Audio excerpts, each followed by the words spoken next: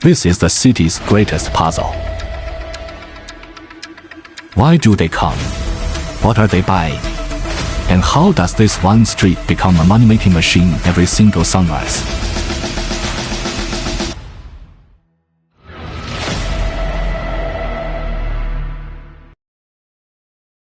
Aha! Got you! Welcome to Niujie, an old street with 1,000 years of stories written in tastes.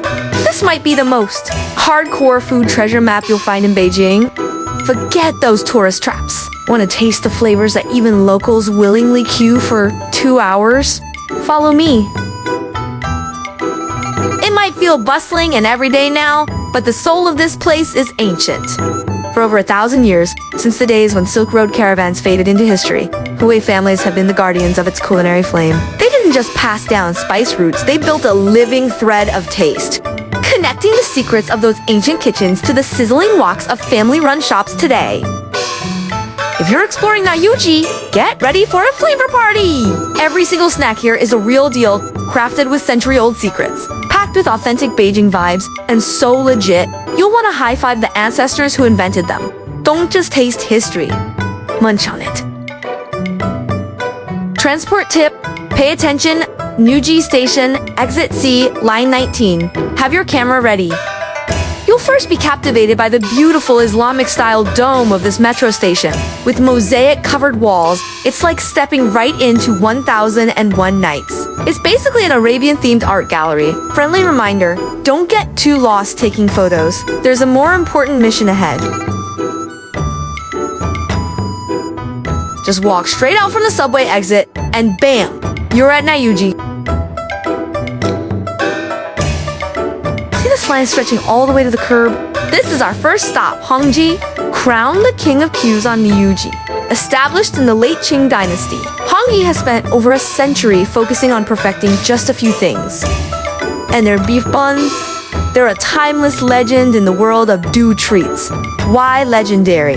They use beef from grassland cattle, hand-chopped into cubes, not ground, to lock in the juices and texture. The dough is fermented the old-fashioned way, giving it the perfect chew. One bite, and you're not just eating a bun, you're tasting a craft passed down for 100 years.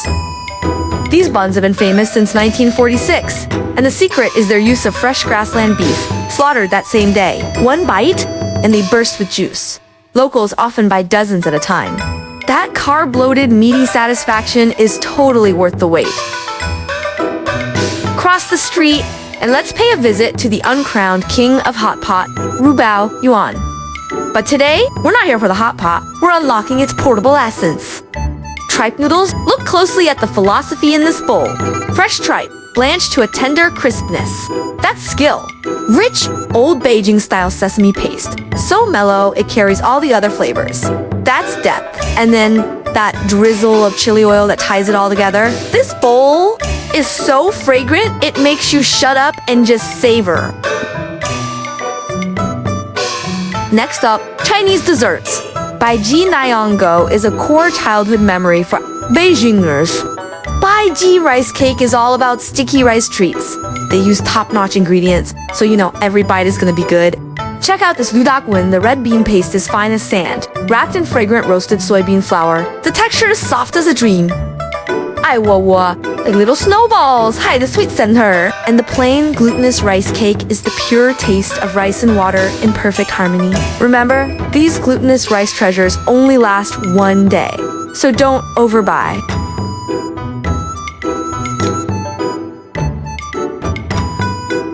Your nose will lead you to the next stop, Maji Skewers.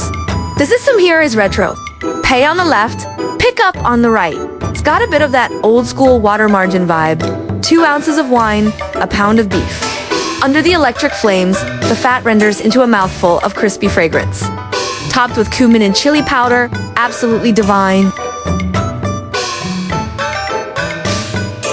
Stroll a bit further, and we come to Yu Shangjai, founded during the Qianlong Emperor's reign. They used to be a supplier to the imperial kitchen. We recommend their sesame lamb coated in a secret batter and covered in sesame seeds, fried until golden. The crispiness of the outside contrasts perfectly with the tender lamb inside. Every bite is imperial grade satisfaction. Sorry, calories. Today I'm betraying you. If you're curious about the source of all this deliciousness, turn into Shiruhuten. This street is like a raw meat museum, hanging whole lambs, bright red beef, all silently declaring, the ingredients here are top tier from the very start. Here comes Courage Tuss, Baoji Daozi, the final boss of Beijing snacks. It's a product of fermented mung beans. The taste? Like a tangy, slightly sour nostalgia. If you love blue cheese or not too, you might just get it. Drink it down and you earn the invisible badge of an honorary Beijing local. The perfect end to our journey belongs to Manji Xiaobing. Their sesame paste Xiaobing pull apart the layers, and its endless flakiness intertwined with savory sesame paste. The beef Xiaobing turns this Chinese pastry into a carnivore's feast. Stand on a street corner, take a hot bite, and you'll understand why Niujie alone can be one of 10,000 reasons to love Beijing. So, when you come to Beijing, don't forget Niujie. Bring your biggest appetite and a spirit of adventure. This isn't just a street, it's a flowing feast. Now you get why Beijingers say, walk through Niujie once, go home 3 pounds heavier, and still grinning. Next time, I'll take you to uncover more of Beijing's hidden gems. Like and follow so you don't miss out.